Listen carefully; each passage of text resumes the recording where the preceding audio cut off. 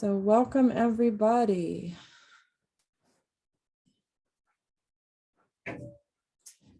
So just find what's comfortable for you, whatever that is. Like I said, you can be seated because that's where we're going to go after this, or come down onto your back or your side, or just whatever it is that's speaking to you today.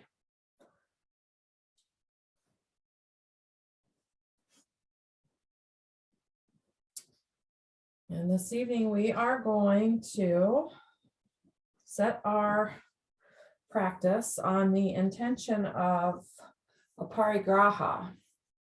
Aparigraha is the practice of letting go or non-grasping. And inadvertently, that's what I talked about in this morning's class, and I didn't even put the correlation of the two together. So obviously it's been on my mind, the non-grasping. If you are interested in practicing the mudra of aparigraha, it's called Pushpanjali Mudra. And you cup the hands, kind of like you'd be holding water, maybe holding sand in your hands. And then you bring them together so that the tips of the ring finger and the tips of the pinkies touch. And then the rest of the hand is just held gently. And that's representing kind of like a bowl with holes in it. So it would be impossible to really hold on to anything. But that is the mudra. Non-grasping, not attachment, not greed.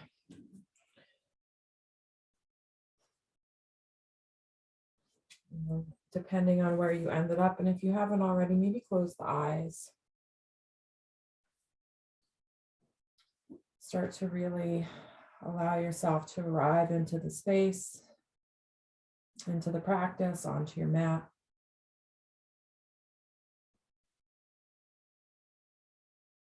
And just really bring awareness and focus to that, to maybe how the mat feels underneath of you, the floor, maybe the air, maybe the clothes touching your skin.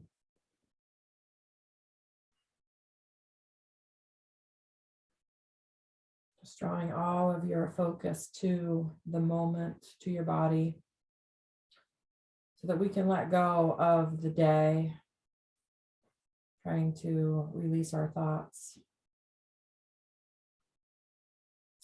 And then before I send you off in some time of stillness, maybe take the next few rounds of breath to select your focus point. So that as the mind starts to come in, we don't grasp at those thoughts. We have the ability to draw back to that focus point and just allow ourselves to let go.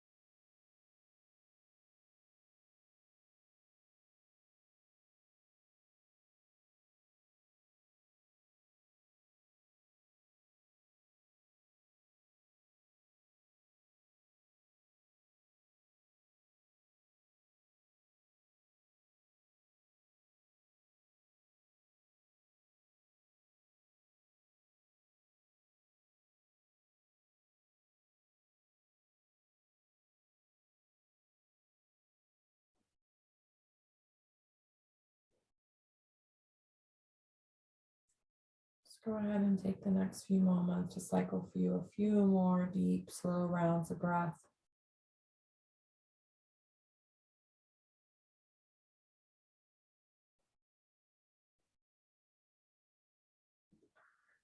And then when you feel ready, maybe just gently begin just to open the eyes just for a moment. And depending on where you ended up, you're welcome to stay right where you are. You're just going to come into a little bit of movement, a little bit of just gentle, I don't want to call it warm up, but just some gentle movement. So if you want to stay on your back, you're more than welcome to, Otherwise, maybe come to a seated position. Maybe using a cushion or the lip of a blanket underneath your sit bones just to provide a little bit of support. And then just start with letting the hands just rest on the lap or even at your sides, just depending on how you're seated. And then close the eyes and check in with the posture. Sitting yourself up nice and tall, just stacking the vertebrae. Little tuck of the chin, let the back of the neck get long as the top of the head draws up towards the ceiling, and then soften those shoulder blades into the breath. And then let's just start with some slow neck circles to the right. Just kind of loosening everything up in the neck and the tops of the shoulders.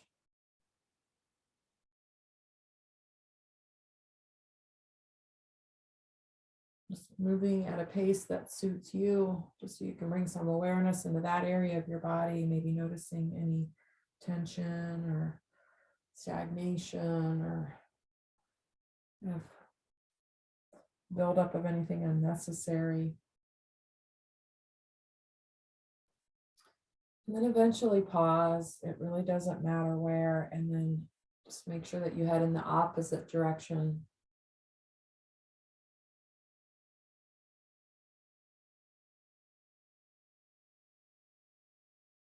And making enough rotations that you feel like you've given equal attention to both directions. You can start to just bring the head back to a neutral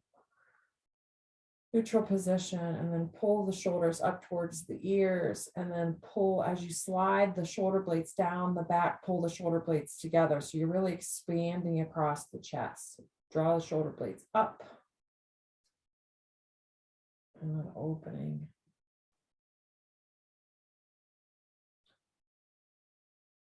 And then eventually pause. Pull the shoulders up towards the ear, and now kind of cave in the chest as you expand across the top of the back and the shoulder blades. Just kind of going in the opposite motion of what we were. And you can let that go, eventually settling back into stillness. If any of these kind of movements resonate with you, you need to stay there a little longer to work out some tension, go ahead and do that. And from here, I'm going to have you bring the tips of the fingers to the shoulders so the elbows are out to the side, and you're going to draw circles to the back.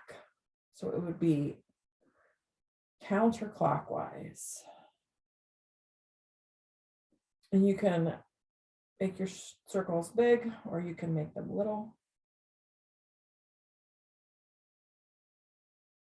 And then we're going to pause, and we're going to take that in the opposite direction. I guess one's moving clockwise, one moving counterclockwise, but I'm sure you knew what I meant.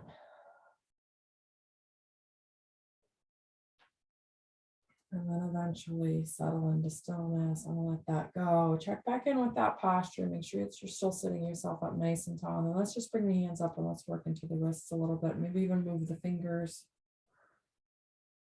You normally spend a lot of time or focus on this, especially the hands. Probably should. A little more effort with that, and then move that in the opposite direction.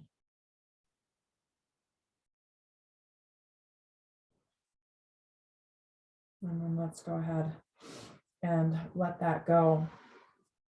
And then depending on where you are, go ahead and maybe extend the legs long or one leg long. And you can even interlace the fingers kind of behind the knee to pick it up a little bit, and then just work into the ankle and the toes.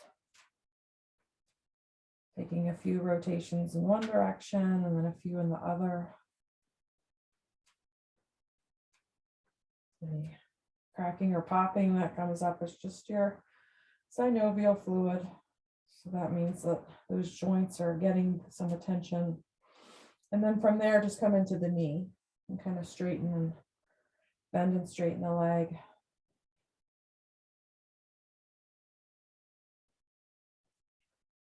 And after you've taken a few rounds there, we're going to switch to the other side.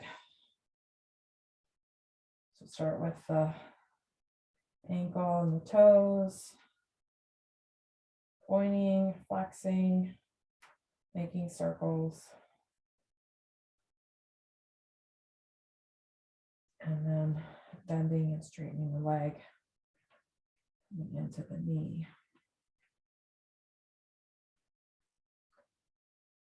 And then we're going to make our way right into our first pose, which is going to be caterpillar pose. So if you have any back issues and you feel like these forward folds might just be a little bit too much, then you can take this on your back and just bring your knees into your chest. Otherwise, you're going to find your sit bones, extend your legs out long. Maybe place some type of support behind the knees, soften those hamstrings, and then just inhale up through the top of the head and then slowly round through the spine, coming into forward fold. You can also use some type of support on the tops of the knees or the thighs to support the chest or the forehead, depending on what's comfortable for you.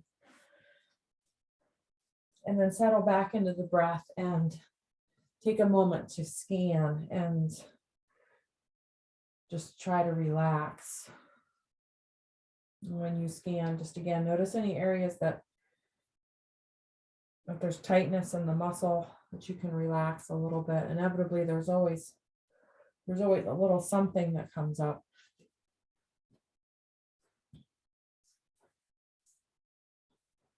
The parigraha is the last yama. I've been working our way through so slowly through some of the yamas, and we did maybe one or two of the niyamas. The yamas are the external kind of expectations, things that we put out into the world, and this is the last one of those yamas. And it's defined as grasping or holding on. A lot of the references in any of the scripture or any of the older yoga philosophies, writings of yoga philosophy talk a lot about grasping with possessions. And I like to kind of go a little bit deeper than that and reference kind of grasping at thoughts, holding on to things that aren't quite necessary. And back to the philosophy in general, according to the Yoga Sutras, the main practice of yoga, the practice of yoga is calming the fluctuations of the mind. So really trying to let go of thoughts. We have a tendency as humans to really let our thoughts kind of dictate our day, dictate our mood, dictate our perception of things.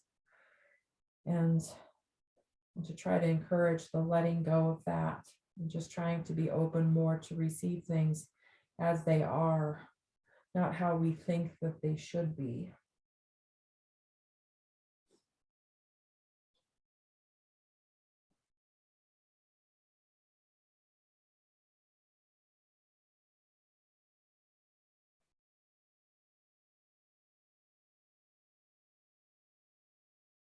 Even with our yoga practice, just arriving onto your mat and just opening yourself up to the pose and what arises with it.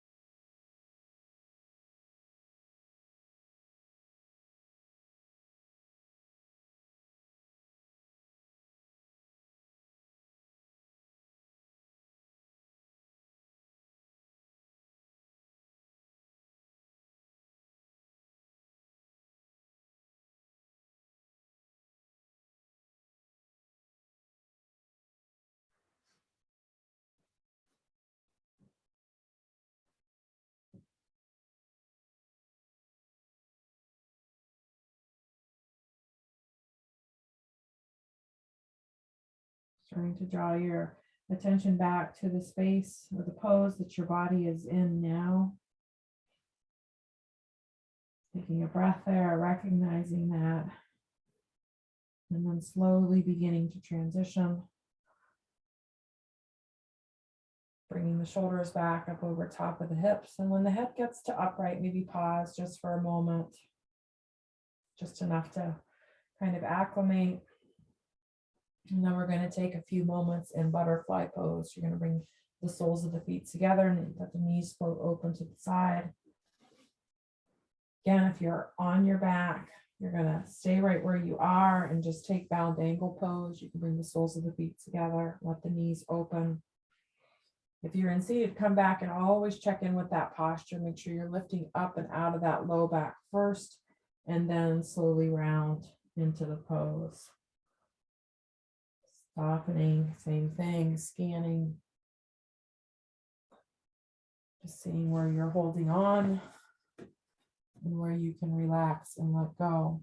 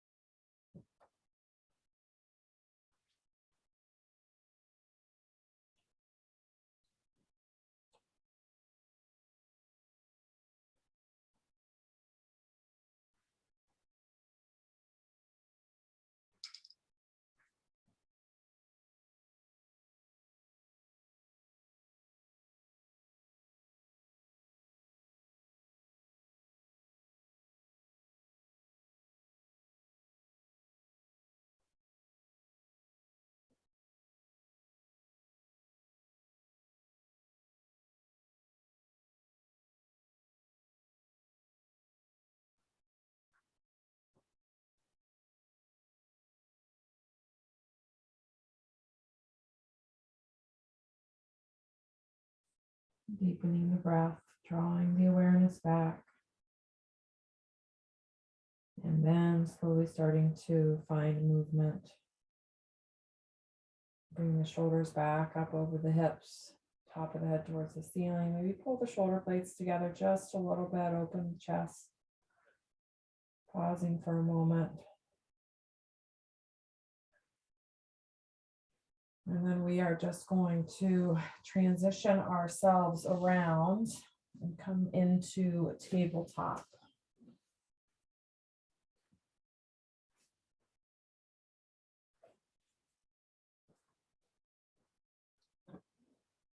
So just spread the fingertips wide, palms underneath the shoulders, kind of engage, lifting on that place between your shoulder blades, knees underneath the hips, and then bringing that engagement that you have or developed in your shoulders also into the belly. So the spine is stable, the spine is long.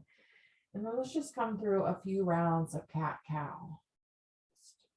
Moving at your own pace.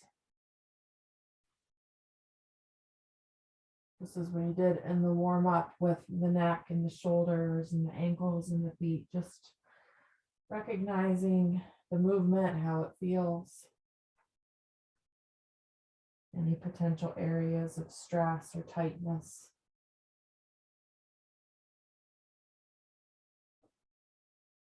And just maybe slowly make your way through one more round. And the next time the chin comes to the chest, move back to a neutral spine. Now let's draw the left shoulder kind of to the left hip, creating a stretch through the right side of the body. Maybe even turn the gaze. You can look over the left shoulder and then switch that to the other side. So drawing the right shoulder and the right hip together, creating length on the left side of the body. And then you can just kind of alternate between the two.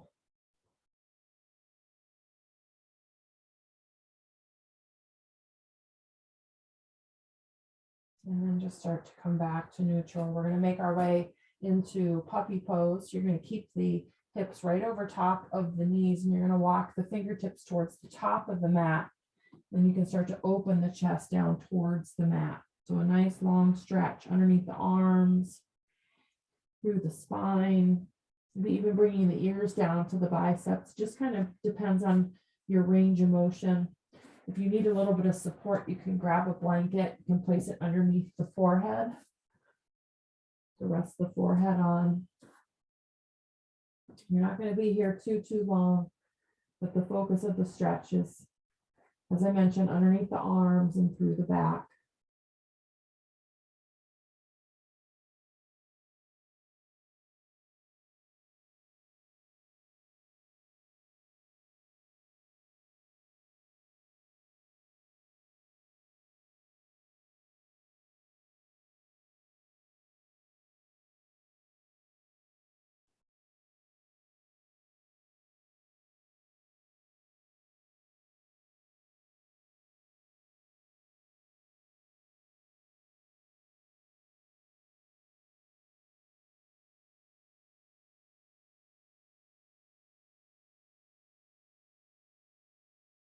One more big inhale where you are. And then as you exhale, you can start to draw the shoulders back up. Slide the palms back underneath the shoulders and then landing back in tabletop. Just pausing for a moment. If you took the blanket, just go ahead and set it off to the side for a moment. And then from here, we're going to tuck the toes, lift the hips, take a moment in downward facing dog. It's really stretching through the back side of the body. You can pedal the heels out, work into the bottom of the feet, the toes, maybe back into the ankles. Let the head hang heavy. Press the tailbone with the sit bones up towards the ceiling. And then from here, we're going to come into dangle. So if you think that this is going to be kind of tender on your back, maybe release and just come down into child's pose.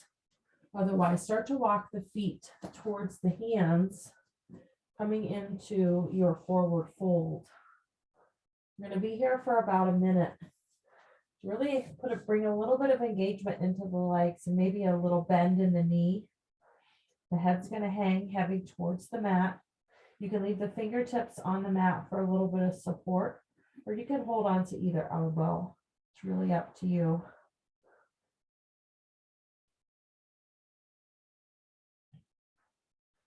This is a nice stretch again through the back side of the body, whole posterior side, the top of the head, all the way down the backs of the legs and into the feet.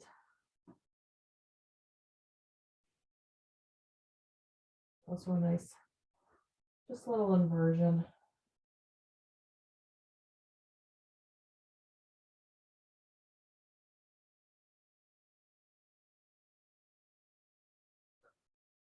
Depending on where your hands ended up, bring them back to the mat for a little bit of support. And then you're just going to step one foot back and come down on that knee, and then bring the other foot back and down the opposite knee. Coming through tabletop and then making your way to child's pose, your variation of. So as all of you know, you can bring the knees wide, focus on the hips, or you can bring the knees closer together, focus on the spine. You have your blanket there for some support, and then you can lower yourself down. Just as I've asked you to do in the other poses, maybe take a moment, notice where you picked up any muscle tension, where you can let that go. Maybe check in with the jaw. Make sure that you're not holding any tension there. You can bring a little space between the teeth.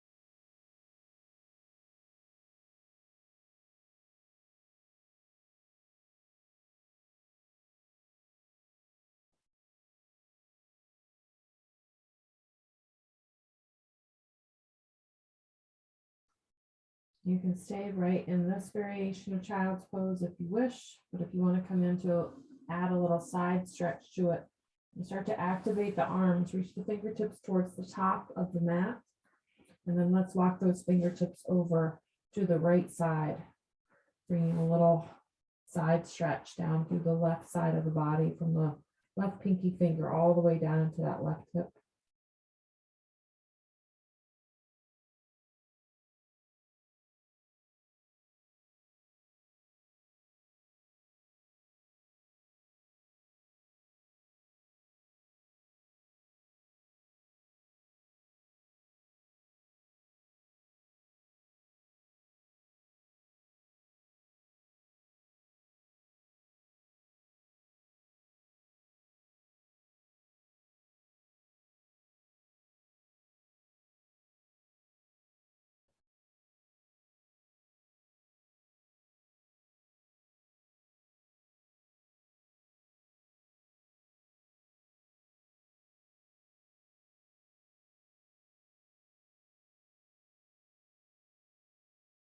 If you've taken that side stretch, then you're going to take those fingertips and take that length and then walk it over to the left side of the mat and then just bring that stretch into the right side of the body.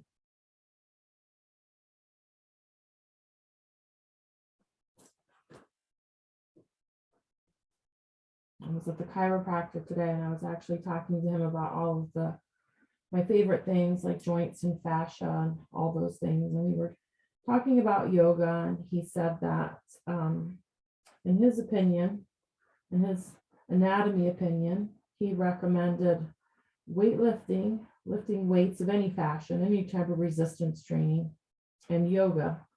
That's the two most beneficial practices for your body, and especially yoga, because of the joints and the range of motion, and how important it is for us and our bodies to maintain our range of motion. Though we know that already, or we wouldn't be here practicing what we are, but it's always nice to hear some encouraging words. So move the fingertips now back to the center of the mat, and then slide the palms underneath the shoulders and start to press yourself back up to your tabletop, slowly coming out of the hips. Now we're just going to take a few moments and come into Sphinx Pose. Then lower down the belly, the hips and the chest down. And then coming up onto your forearms. And then taking a little moment or so just to kind of adjust. Elbows somewhere underneath the shoulders. And then taking the moment to check in with your chin and your adjustment and your compression in your low back. Deciding what feels good and what doesn't, and where you need to back away just a little bit. And then once you're there, just remember to lift on that place between the shoulder blades so that we're not putting all of our torso weight into our shoulders. And then check in with the legs. See where you can relax in the legs, the glute muscles, maybe even the belly. If you haven't already, close the eyes or soften the gaze. And then direct your attention right into your focus point.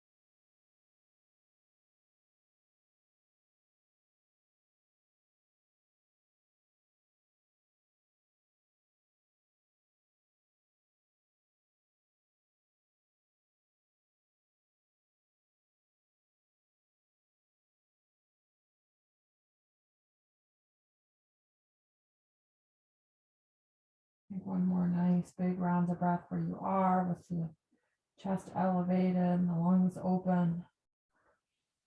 And then start to rotate the elbows out to the side, stack the palms, and then let the forehead rest on the back of the hand. Take a moment in resting pose.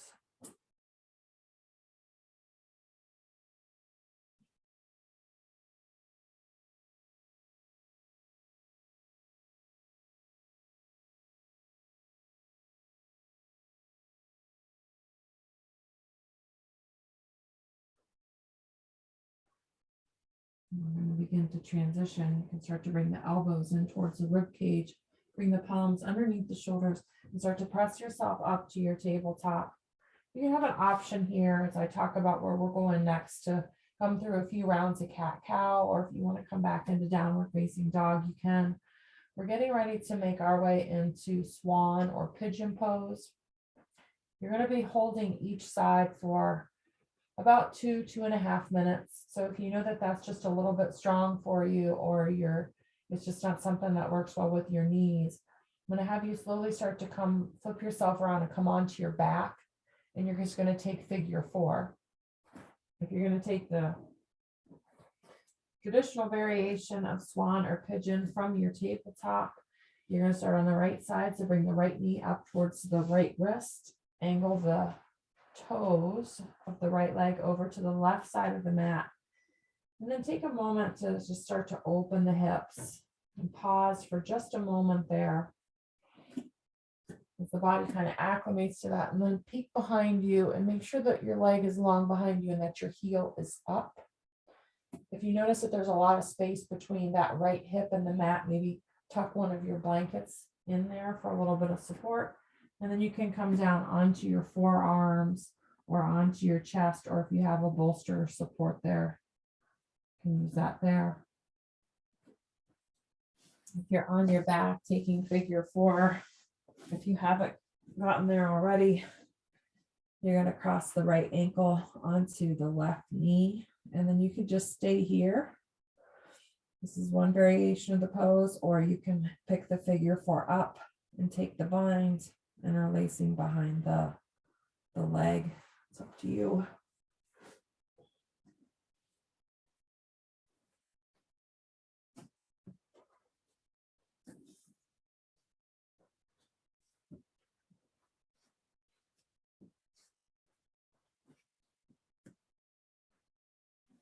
And I should also mention that the chiropractor recommended slow yoga, not power yoga or fast moving yoga. Just nice slow yoga.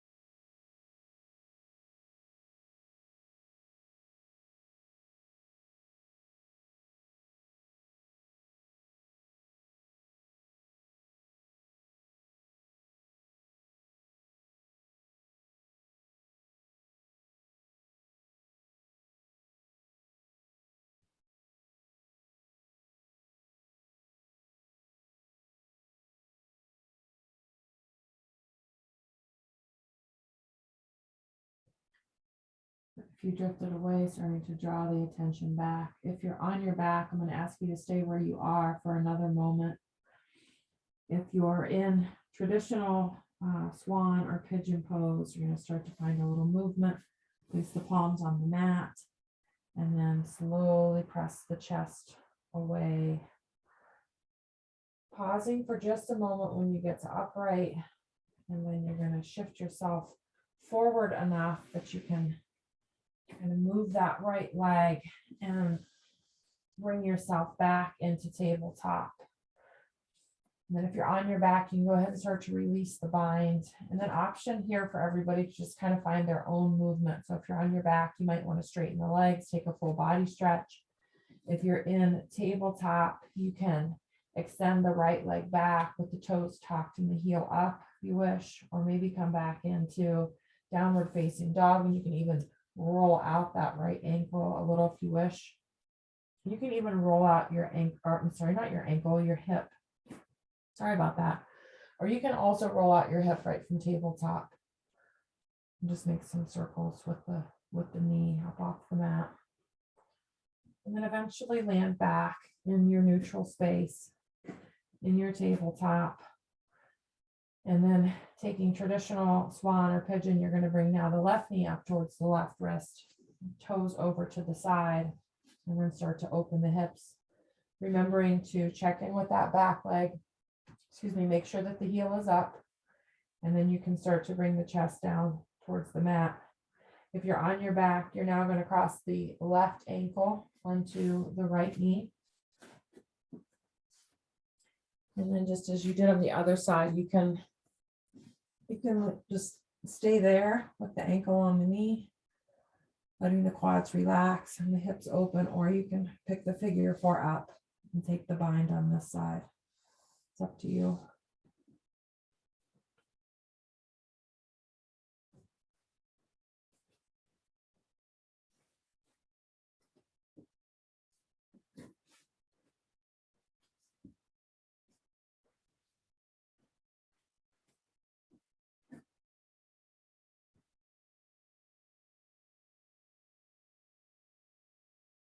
It's another great way that we can practice aparigraha, or letting go within our yoga practice, is just really accepting that we need to do the pose the way that our body needs the pose to be done, not how we expect the pose to look. You want to listen to your body and focus on the way that the pose feels, and taking the variations that work for you. So those are definitely the ones that are going to bring the most benefit. There's a lot of misfocus in the practice of yoga, that these poses need to look fancy and they need to be a certain way in order for you to be doing it correctly. And that's a very big and unfortunate misconception with yoga practice.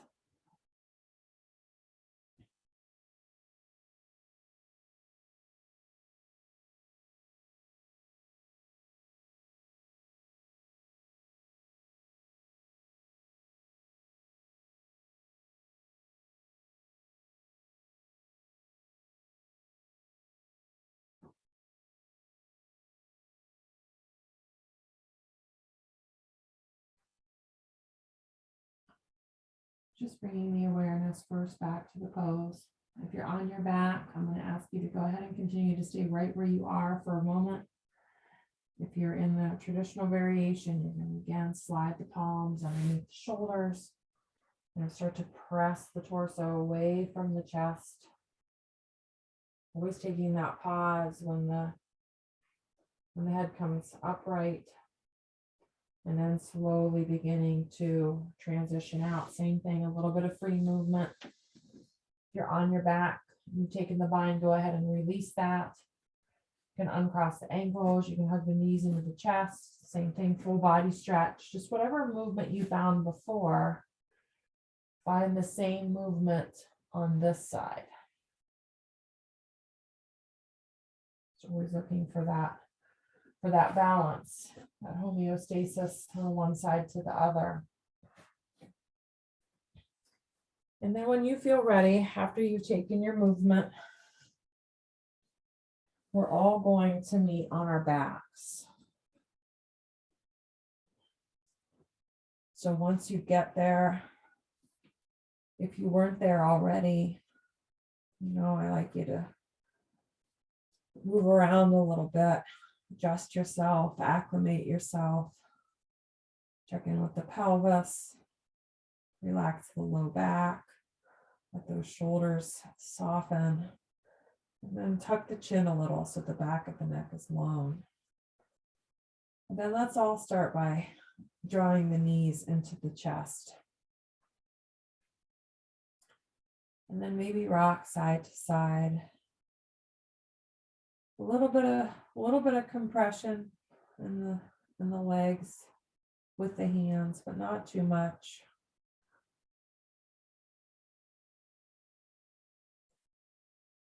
Just continuing to calm the nervous system.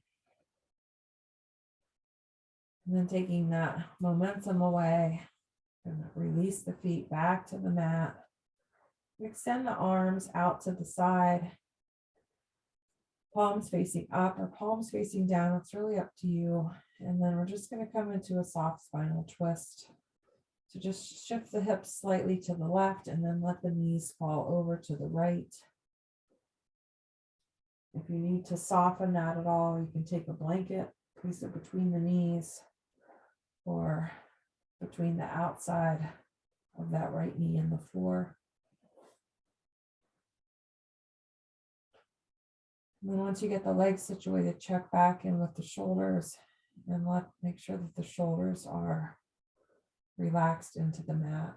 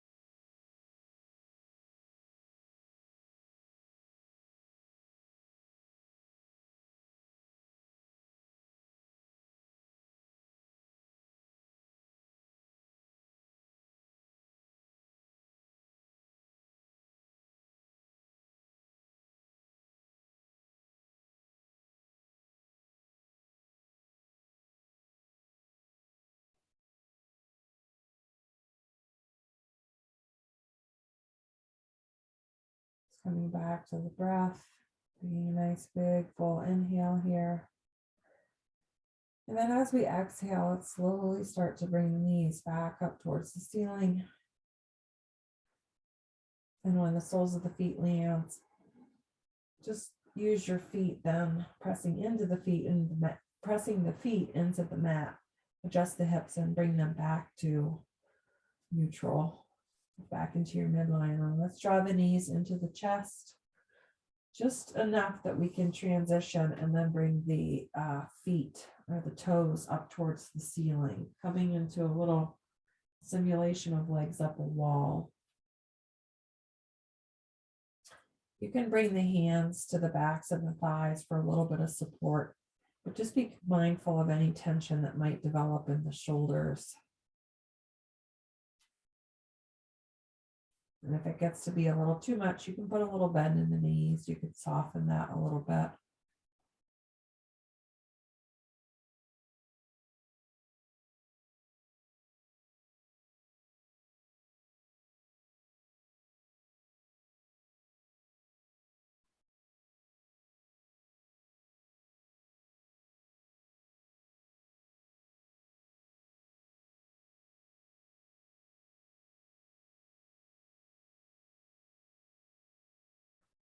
And then you can start to bend the knees a little bit more. Bring the heels back down towards the glutes. And then set the feet back on the mat. Bring the arms back out to the sides, palms facing up or facing down, just as you did before. And then pressing into the feet, shift the hips a little to the right. And now the knees are going to fall to the left. Same thing, you have your blanket there. You need a little bit of support.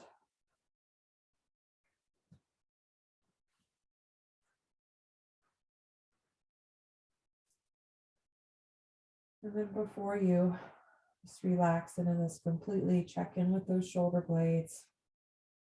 Make sure that especially that right shoulder's relaxed into the mat or softened into the mat.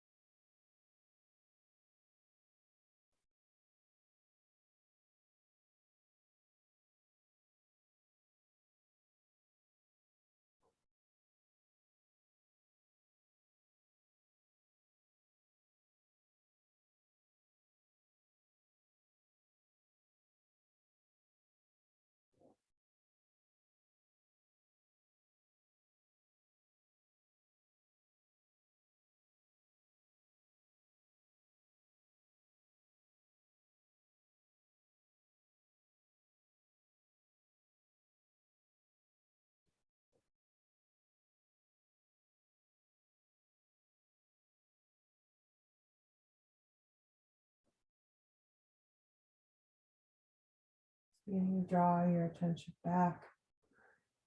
And then sending that attention into the knees and start to transition out of that spinal twist. When the hips land and the feet, bottom of the feet come under the mat, same thing, adjust the hips back into your midline and then bring the knees back into the chest. You can just hold here for a moment, or you can release the feet back up towards the ceiling, coming back into that little simulation of legs up a wall. It's up to you. You can even rock side to side a little bit if you wish, or you can soften the legs up the wall and bring the arms up to meet it and take a few breaths in dead bug.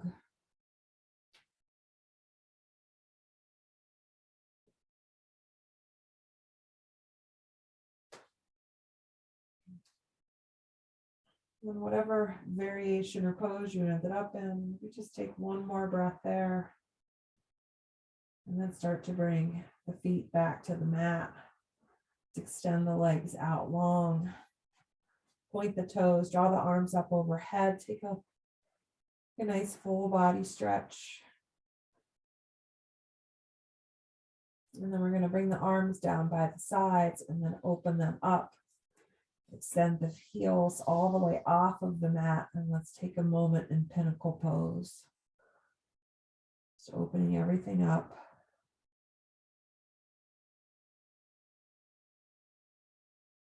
Letting all of that good energy circulate through our bodies.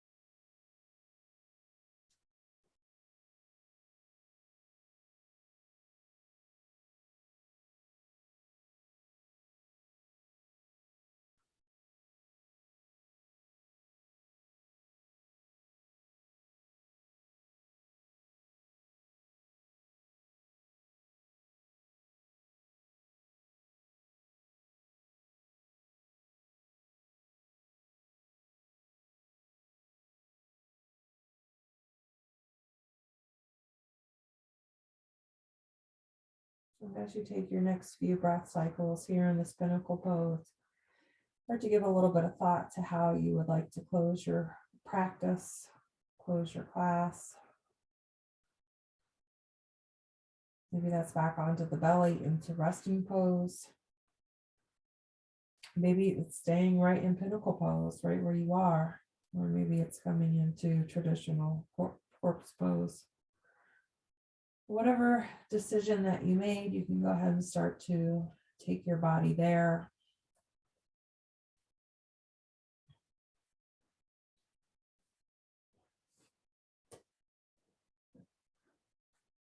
And then just remembering when you get there, so always take that clearing breath, that nice full inhale, and filling the belly up through the nose, and then exhaling out of the mouth, out of parted lips. Allowing yourself to really surrender to the stillness, knowing that I will be here to bring you back when it is time.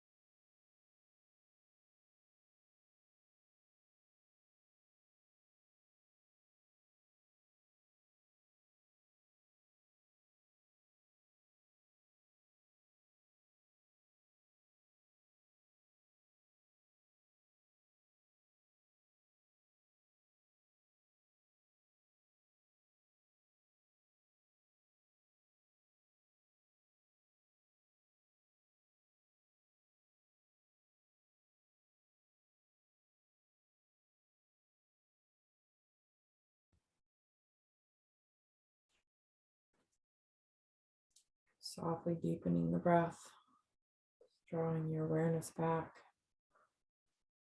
to the body. Take a moment to recognize how you feel.